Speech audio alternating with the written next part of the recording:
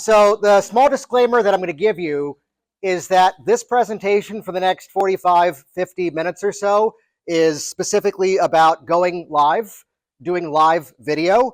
So we're going to be teaching this entirely through the filter of doing live video. That being said, Karen Hand already knows exactly where I'm going here. That being said, this is going to hit on the same themes that need to be there for anything else to work, whether it's a webinar, whether it's a blog post, whether it's an email, whether it's a social media post, whether it's a fax. Seriously.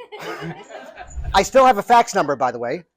Every time I try to cancel my eFax number, they keep going, well, if you just pay us $12 a year and do less than 100 pages, you can keep it. I'm like, 888-633-8955. Fax me something and free prize. No, but the whole presentation today, there's this thing that I've run into where people have this perception that the things that I do, the things that I teach are highly technical in nature. And what I want to point out is my computer is in the other room over there. I know. My phone is currently on airplane mode. That way it doesn't interrupt as I'm filming.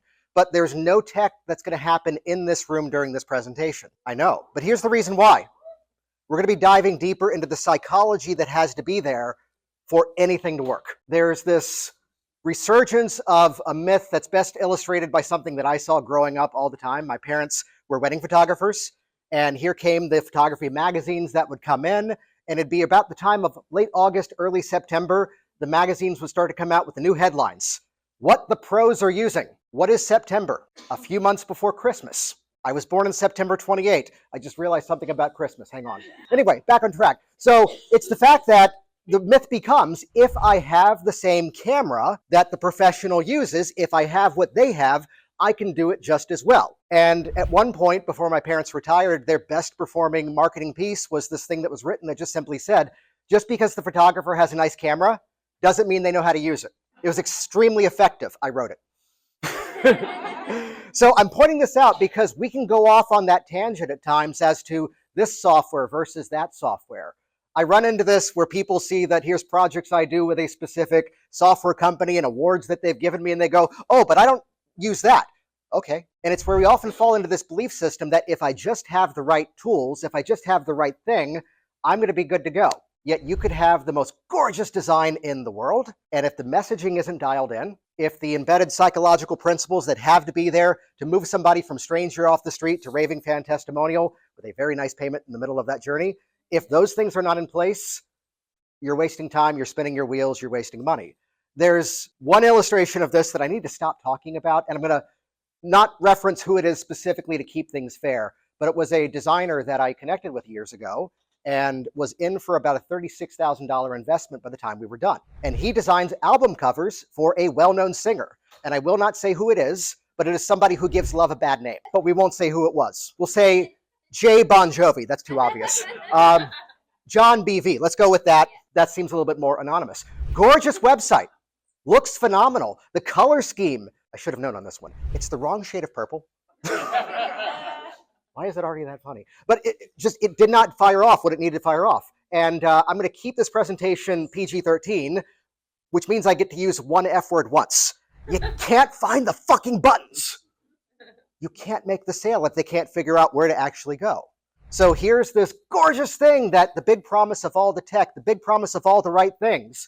And it was from that I made a big change in the shape of how I run my business. Nearly anything you'd ever look at of mine follows the same pattern over and over. It's a headline, it's a piece of media, most often a video, couple of bullet points to hit some specific notes in the mind, and then from there to call to action. And whether it's, again, email, whether it's blog post, whether it's the thing that we're about to go into in terms of going live, it's the same thing. There's a catchphrase that I've told the students that I'm working with inside of our premium influence consulting that we do, that I either need to stop saying this out loud, or I need to print it on purple t-shirts and mail it to everybody. You will soon become amazed how you can get away with so much with so very little. We'll do that in an ethical way, though. And as we dive into this, I want to kind of also set the stage that this is something that I specifically decided to present on here this year because, well, let's do the traditional way that I do this. How many of you already know me? That would have been very embarrassing if the hands didn't go up.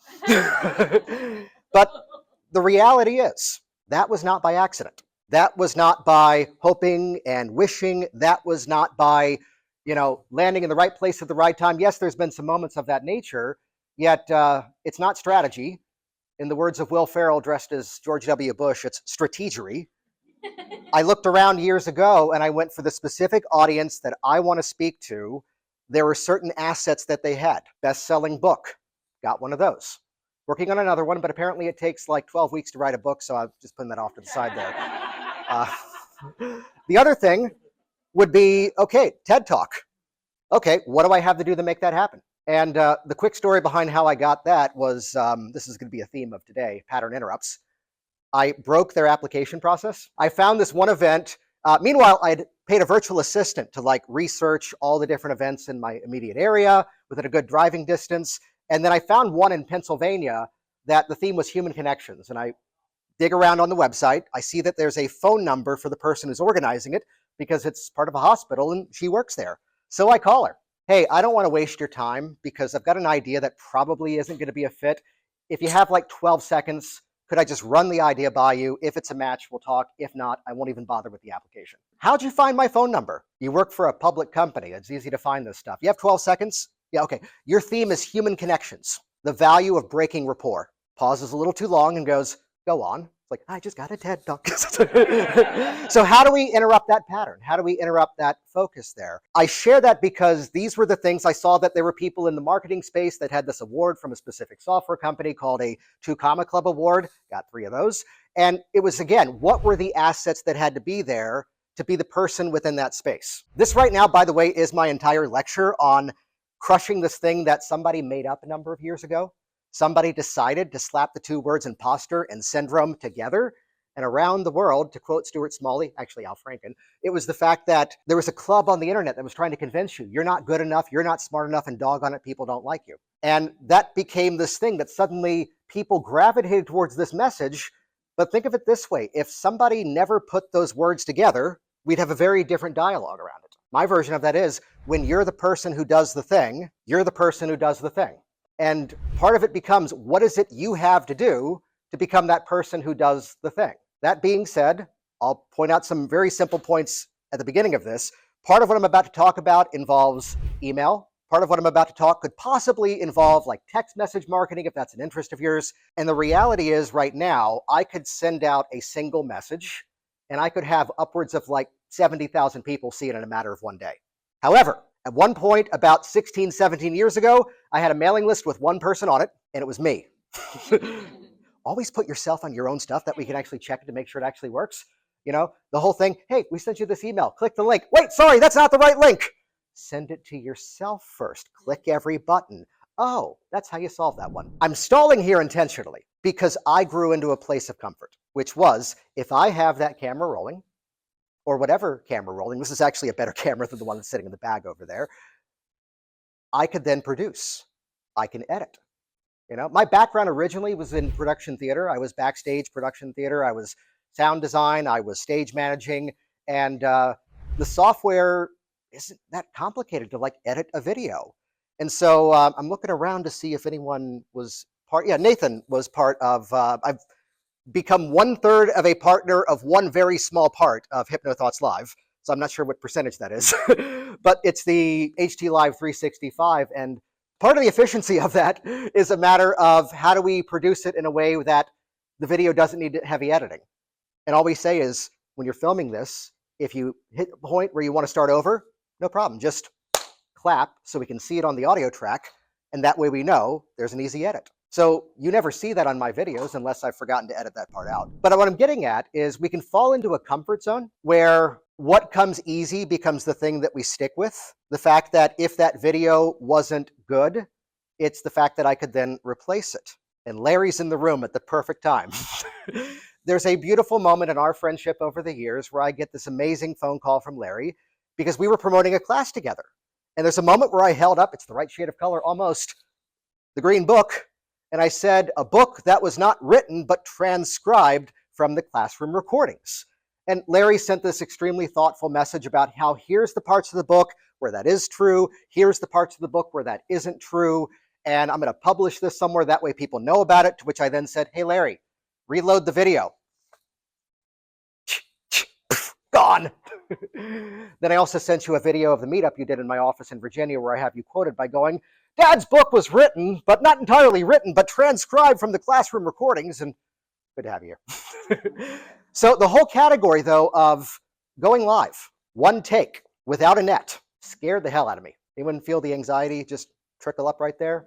However, what did we start this off with? When you're the person who does the thing, you're the person who does the thing. I think we just hit like episode number 435 of the Work Smart Hypnosis podcast. There's a fun moment where around like episode 120 or so, it was Scott Sandlin who goes, oh, you're serious about this? Like, yeah. And it's in that journey, I dare you, my best story of this was James Hazelrig.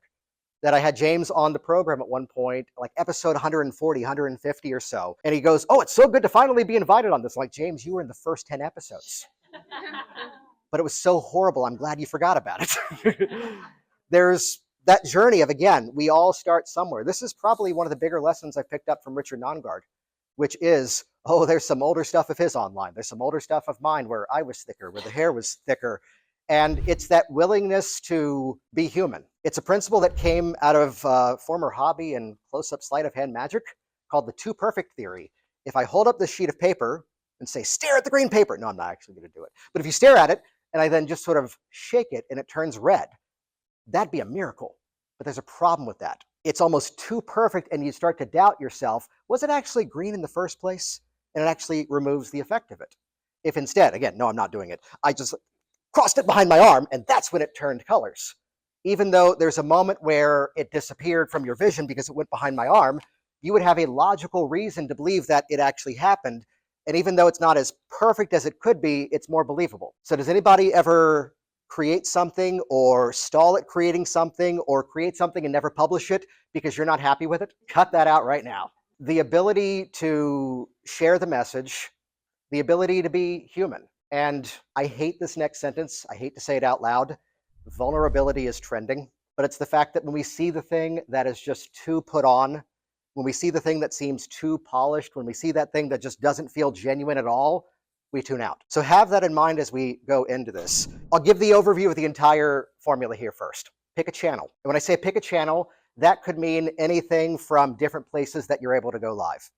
So my specific mechanism is on Facebook, specifically inside of a Facebook group, but I've done the same thing in my own Facebook page, different social media platforms. Some of them you have to have a certain number of followers before you unlock the ability to go live. There's features to go live on YouTube. It's a feature that's just around everywhere. And again, this presentation is on going live. However, everything I'm about to talk about is the same principle for a short form video. It's the same principle for the cover of a book. Is the same principle for the email, whether or not it actually gets opened, whether or not it actually gets read, whether or not they actually move forward. It's the same principles everywhere. So when I say choose a specific channel, I tend to say focus in on one specific pathway first, because one of the big mistakes that people run into is, oh, I just got this software. And with this software, I can stream to Facebook. Because I've got this age of an account on LinkedIn or this many followers, I can also have it simulcast over to LinkedIn. I can also have it go to YouTube. I can also have it go to my MySpace. I can also have it go to Jason's fax machine. And again, that's where cart before the horse, you start to focus so much on the tech, and all of a sudden the light turns red. And now what? It's the willingness to put out something that sucks at first, so that eventually you become world-class at it. The first time you do it, oh mine, I was running out of breath because what's that thing you're supposed to do when you're speaking? Yeah, breathe. Yeah, I was forgetting that. I had some notes, which then as soon as I hit the button, it's like this setup here, but it's over there. So I didn't have my notes. And I was doing it about the first time officially in the format that I'm talking about here, actually might have been 3 years ago today, I think, oddly enough, or at least close enough. But let's just claim today so it sounds more impressive. We scheduled this no. When we moved to Florida, used to be up in Virginia, we had this hiccup in the travel where the rental we had arranged, suddenly the day before we were supposed to drive down, they outlawed short-term rentals in that neighborhood. So got canceled. So which meant, well, from Virginia down to North Carolina where my parents were living, hang out there for 2 weeks while we figure out another plan. And it was from a beach house that they use as a rental property. They've since sold it. Yet it was me in that house for 10 minutes because that was the time no one was there. I didn't want to do it in the house with everybody else around. It was horrible. And since then, with rare exception, other than a surgery or a trip or something of that nature, it's something that now I have done every single week for 3 years running. And the shape of it, though, is that of how do we start to build excitement? Those of you with a background or an interest in stage hypnosis, if you're not using this angle that I'm about to tell you, start, because it's one of the few forms of entertainment where it's not just about the time where the presentation begins. It's not just about the show. Here's all of the anticipation. Here's what's going to happen. Who's going to volunteer? What's going to be going on? Then there's the actual program. Then after that comes the conversations that happen afterwards, which I never actually sold a stage hypnosis program ever. I did it full time for 3 years. I sold the tradition of having it back every single year. I like to call that a presupposition. It was already embedded. You had to do it the first year to start to build this tradition. But look at that structure. Building anticipation, then actually doing the thing, and then what happens after the thing. Raise your hand if you need to hear this statement. Stop assuming everybody has seen everything you've done. That right there is one of the bigger breakthroughs that we can run into. Stop believing everybody has seen everything that we've ever done.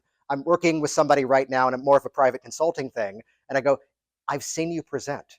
I've seen what you do. It is offensive to me. And I'm not trying to what's the thing called in pickup artist stuff? Negging. I'm not trying to put you down to make you defend me and that. No, I'm offended that I can't find you online because you're one of the most skilled speakers that I know. You're one of the most skilled presenters. Oh, well, if you go to the website, now go to the About page, and then scroll down. You see the button that says video. If you click that, it loads to YouTube. I go, doesn't count. Luckily, it was on YouTube. 18 views 5 years later. So in that case, do assume nobody has ever seen anything you've done. That whole statement right there, don't assume everybody has seen everything you've ever done. There's a nuance I'm going to talk about a bit later in terms of even just giving a call to action, because there's certain jingles from commercials that we all know. There's certain songs that we all know. A friend of mine one time was describing the experience of they did what they called Russian roulette karaoke, which is you signed up your friend for a song and they didn't know what it was until they were up there. And it was the second best Britney Spears song. The first, of course, is Lucky because it's about her. The second one being Oops, I Did It Again. He goes, I was so angry I had to do that song, and I was even angrier I knew all the words. Psyops. We've already figured this out with Taylor Swift. So we find that place where it's the consistency of the message. I used to do high school assemblies. The marketing for those was a matter of I was doing postcard marketing, and I'd get a call from a school. They go, this is such a great idea. I wish we knew about it earlier. Like, I've been sending you mail every month for the last 4 years. It's that consistency over time. And then when someone new comes into your world, suddenly now there's a possible back library where suddenly now you're the person who does the thing. And if you've ever felt like you are the best kept secret inside of what you do, I'm already seeing some of the heads nod. You're starting to see why you are that best kept secret, because you're not publishing consistently. Let's just give it 5 minutes to talk tech. The webcam, finally, from the Apple company on the laptop that we pay way too much for, actually is decent. I've got a big, crazy setup in my home office that I put together, and I'll pass this around.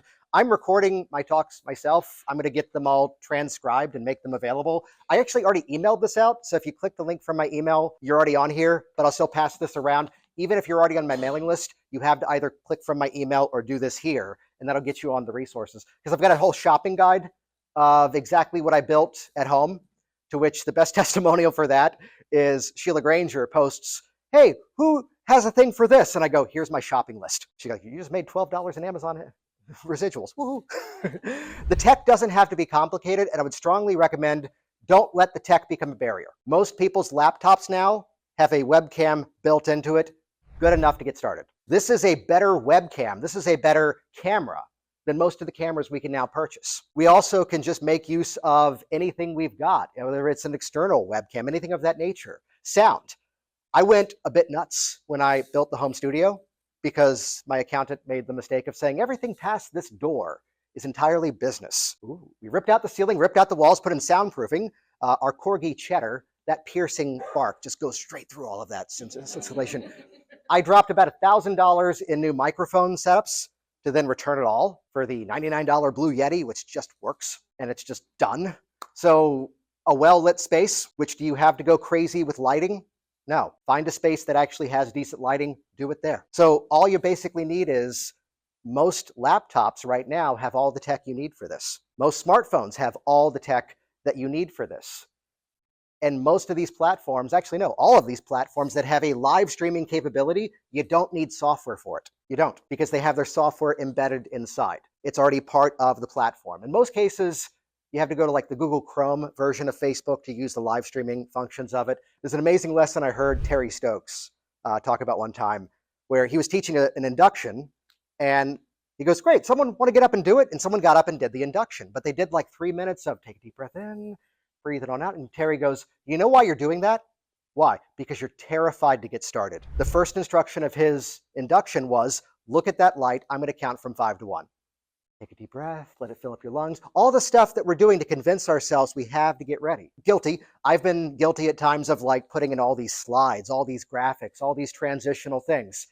I have since now gotten rid of nearly all of that because I want it to feel raw. I want it to feel in real time, because there's something more electric about the live presentation. Have I said every word correctly up until now? But it's that ability. I mean, I've had clients for fear of public speaking before who go, yeah, but when I trip on my words, I completely just lose focus. And I told them, like, go listen to a speaker you think is skilled. And there's going to be that occasional There's going to be the moment where that skilled speaker suddenly says the wrong word and switches it out for the right one. Don't plan those on purpose to make it feel live. And also, I'd say that sort of too perfect theory is what we run into. The live streams that I do, every single one of them absolutely has been live. Pay attention, though, if it's ever another presentation. I say, we're going to broadcast at 7 p.m. Eastern Standard Time. Never said it was live. I also never said it wasn't. But what happens with that? You go into that creator, editor, critical mode, and you start to overthink it. And then what happens? No one sees it because you don't finish it. The podcasts became stronger because it forced me to really be in the moment. But again, simplify the tech. You could bring in some fancy stuff later on. I've got a foot pedal that switches cameras now.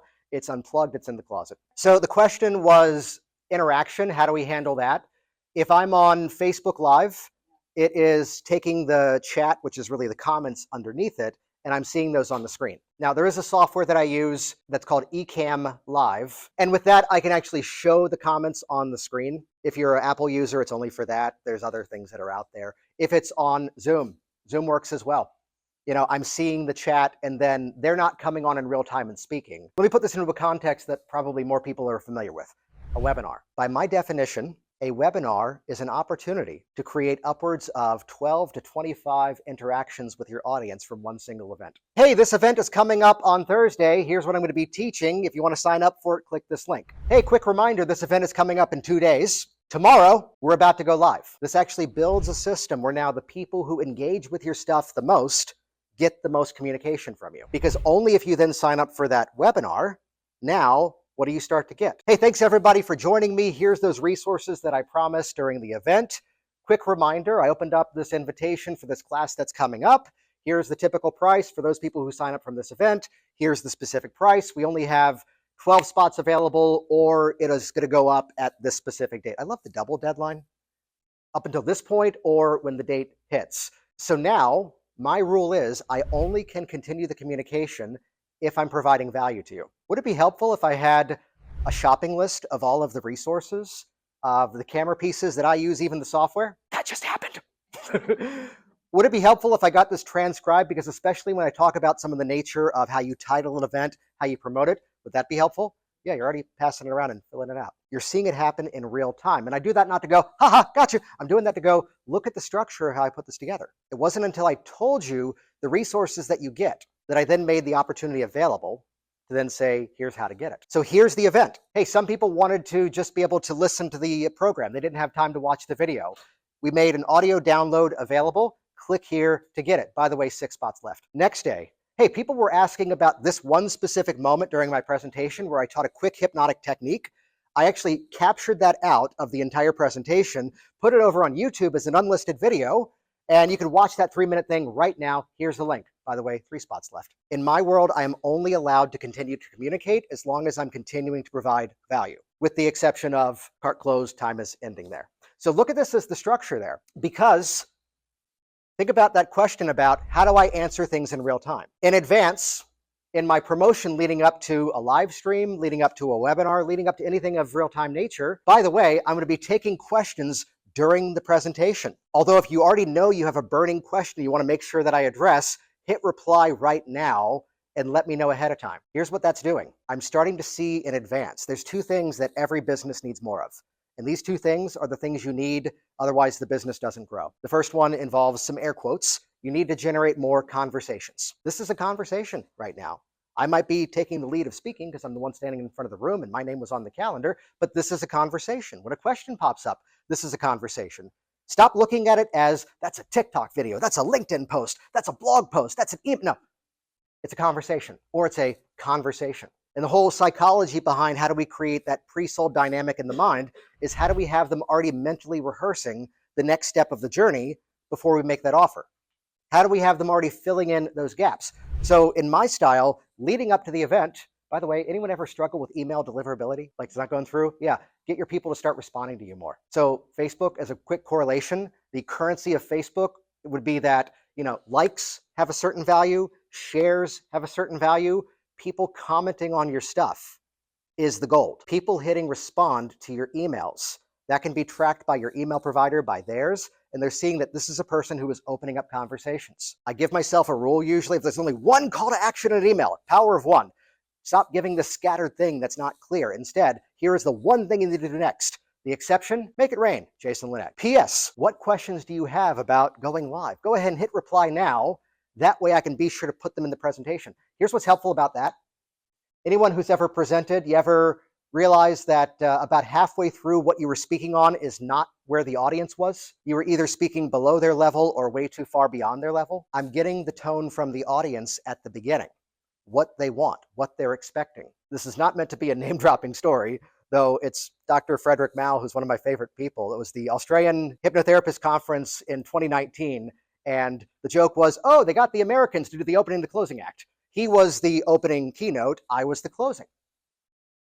Frederick, what are you speaking on? He told me. Specific presentation I'd seen him do before. Oh, wow, that's great. He goes, what are you doing? I go, I'll figure it out by Sunday. What? It's like, no, I've got 200 hours of content in my head. But by listening to that audience for the next 3 days, I could dial it down to here's exactly what they need. So here come those questions in advance. Here comes during the event, which by the way, I may have already taken some of those and printed them out, written them down, because also then I am stacking the deck in my favor because I also know what the next logical step of that live stream is going to be. Whether it's a simple, say this word in the chat to book a call, go to this web page to get it. Anyone notice that I just bought icbchdinner.com to simplify the thing tomorrow night? $8, done. Otherwise, last year I was swiping credit cards. I'm like, I don't want to do that again. Just buy the website and there we go. Simplify. But then, if there's questions I didn't get to during the event, remember what I said? I'm only ever continuing communication when I see that there's value that I'm presenting. Now I have reason for follow-up. One of the questions I got that we didn't have time for was this. Here's the answer. One of the questions I got that we didn't have time for was this. Because it's a bit of a detailed answer, click this link to watch the video. By the way, 4 spots left. Do you see that benefit, though, of not just being in real time? And it's also where I get a higher level of an audience sticking the entire way through a live stream event if I tell them, here's the length of time it's going to be. If it doesn't turn into the whole epic thing where people don't know when it's going to possibly end. Hey, we're going to kick off right at 4 o'clock. Typically, it comes in right at about 35, 40 minutes or so. That way you can get on with your day. But now I've got the means for communication as a result of that. That's an extremely detailed answer to the question of how do you answer the questions? Yet still, you see the way that it starts to build the bigger system into that there. If there's one thing to take away from this so far, it would be the fact that too often you're running your business in a flash in the pan kind of style.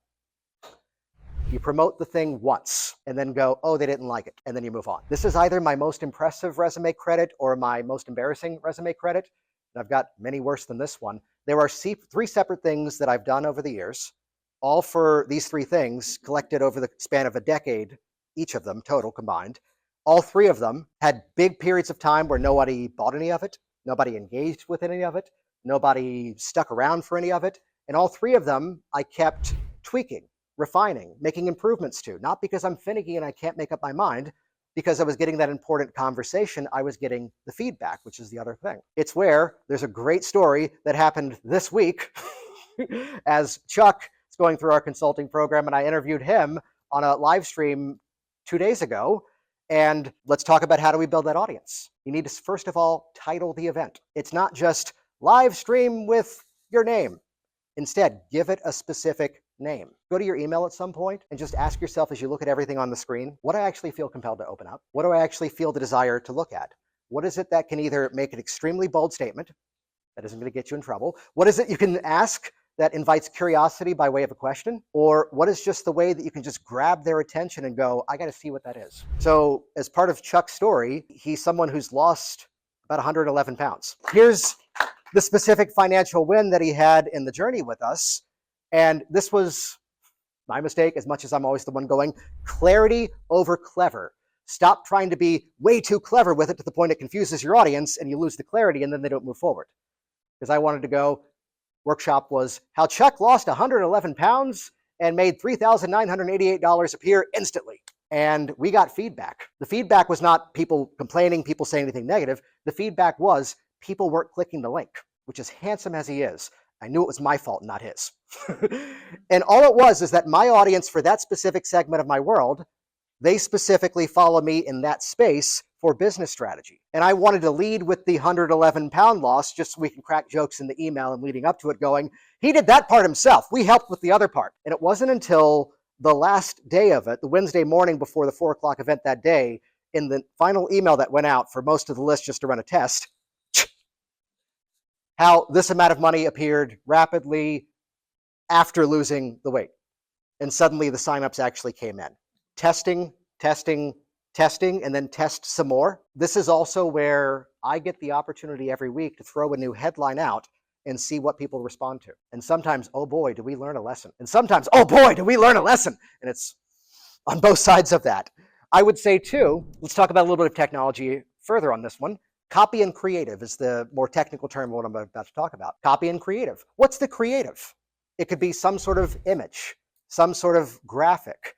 If you're not somebody who is skilled at graphic design, if it ever looks good and it came from me, that means I didn't do it. Or Canva, anyone else have a Canva account? One of the just best things you could possibly get. It's cheap, it's easy, and I have a professional designer who's on my team, and she uses Canva because it's faster. Because it just works better. So we create a graphic that has the title, Copy and Creative. Anyone here ever said, I'm not a good writer? Stop it.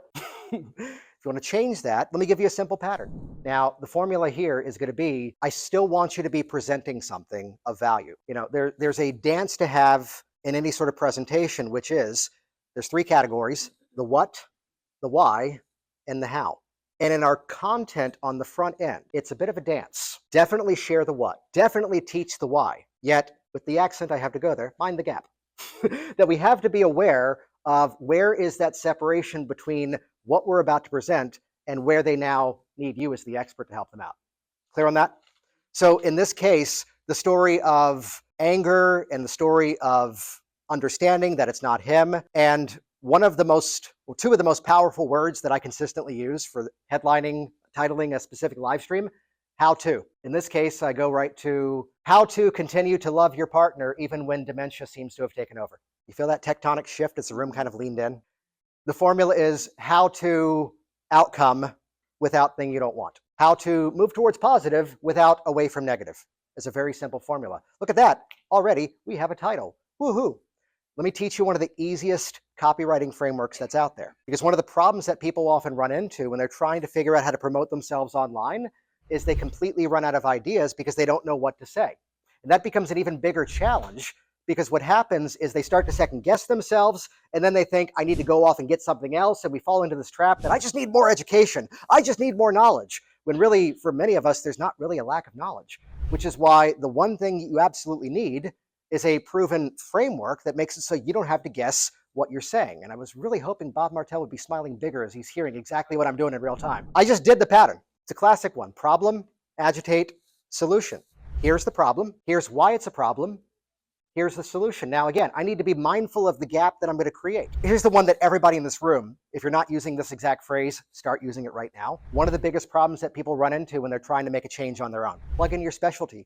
One of the biggest problems that high-level business owners run into if they're trying to make a change on their own. Modify. One of the biggest problems that people run into when they're trying to quit smoking on their own. One of the biggest problems that people who have been thrust into that caregiver position, specifically around dementia, run into is that even though you know it's the same person you originally married, the way that they're responding to the world around them isn't the person that you originally fell in love with. And that becomes a much bigger challenge, because as much as we'd like to believe we're strong, and as much as we'd like to believe that till death do us part, as much as we'd like to believe that we have the strength to, keep up when the going gets tough, that's when you feel like throwing in the towel. There's a little subtle thing I did there, by the way, which is here's what people are doing, here's what people are doing, here's what people are doing, and that's when you. Ooh, we just made it personal. And that's why coming up next week, Wednesday, whatever day, at 4 p.m., we're in the chosen time zone, in the Eastern time zone, that's where I'm going to be teaching a workshop specifically on how to continue to love your partner even when dementia seems to have taken over. I'm going to go for 3 bullet points at a minimum. Bullet point number 1, toward pleasure. This way you have strategies to celebrate the moments that are still good, even when life's opportunities are piling up. I'm freestyling this, other words would be better. I'm going to go for 1, away from pain. How to handle those moments where clearly they're not the person that they used to be. The 4th one, I'm going to go for curiosity. And I'm going to teach this one in my favorite style, which I'll put this in the links to the emails I'm sending out. There's a page of mine, it's a free ebook, secret.worksmarthypnosis.com. And listen to the difference between these 2 statements. The powerful strategy you're going to want to use in your first session to prove to your client exactly how hypnosis works, why it works, and let them have a kinesthetic experience of how well it works. That sounds good, right? Compare version 2 of that headline. I'm going to teach you how I do finger magnets. Is anyone still excited? So the first bullet point is going to be toward pleasure. The second one's going to be away from pain. The third one is what I call a curiosity hook. The truth about exercise and how to really become active as you're losing weight. I'm going to speak kind of around it. Our jobs, more than anything else, is about activating curiosity, activating desire, getting people to just kind of perk up. If we can't win their attention at the beginning, we're not going to keep them. And then from there, the strength of the system that I'm doing right now is we kick off Monday. Hey, this is about to come up. Whoever wants it, do this. Tuesday, hey, here's what's going on. Whoever wants it, do this. Wednesday, hey, we're going live at 4 o'clock. Here comes the 4 o'clock time frame. Why 4 o'clock? It's the time that fit in my calendar. You're allowed to be greedy with your time. And it's just, that's the time that fit with me. And hey, even if you cannot be there live, we're going to make a replay available to those people who request this. So follow these steps to sign up. It can be as simple as say this word in a comment below. If you are getting fancy with like a software, opt in to do this. Send me an email with this. Send a fax to 888-633-8955. Whatever it is. But now, what am I doing? I'm gathering the interest of a specific audience that wants this. They have now identified. Somebody responds to that request around how to continue to love your partner even when dementia seems to have taken over. The very moment someone says, yes, I want to learn that, what do you now know about the person who responds to that? They are interested in that. If you go to a dog park and you've got a dog and you've trained the dog to respond to a dog whistle, when you blow the dog, you don't want blow the whistle, you don't want every dog to come running. You want the right dog to come running, yours. So it's that willingness to dog whistle that very specific crowd. And suddenly now I have data. I have this group of people who clearly want that. Even after the event, remember the formula from before? The replay is now available. Does anyone here ever email out a link to a video? You want a strategy to have people actually do what's the thing that's important with a video? Actually watch it. Because at the 3-minute mark of Jason's presentation about going live, that's when he shares the principles as to why you no longer need to have tech be your barrier. Around the 10-minute mark of the presentation, that's where he breaks down a simple formula. Maybe at the time's all wrong now. Simple formula about naming your event. At the 25-minute mark, he breaks down a formula you can use today to get your message out there and have it be effective. In the final 5 minutes, he wraps everything up on time, getting there, and shares the one biggest takeaway that you should make use of right away. What have I done now? I've roadmapped the video. What do you think I do when we send out a replay? Timestamp it. I do this with books too.